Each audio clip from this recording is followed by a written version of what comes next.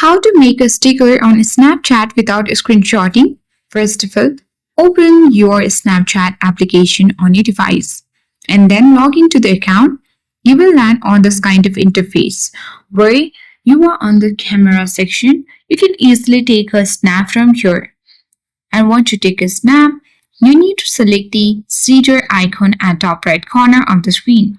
And here you can redraw the border to refine your selection. You can either draw manually or you can select rectangle and ellipse. So let's select the ellipse one. And once you have selected, tap the down button at top right corner of the screen.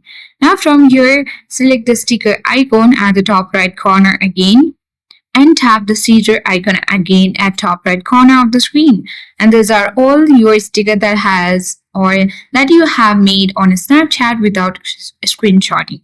So you can add it anywhere you'd like and tap on save, or you can add to story or tap send to and send it to your friends and family.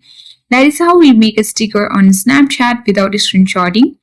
That's all for today. Hope this video helped you. If you are new to our channel, hit the like button. Subscribe to the channel for more tech and tips videos. Thank you for watching and see you in the next video.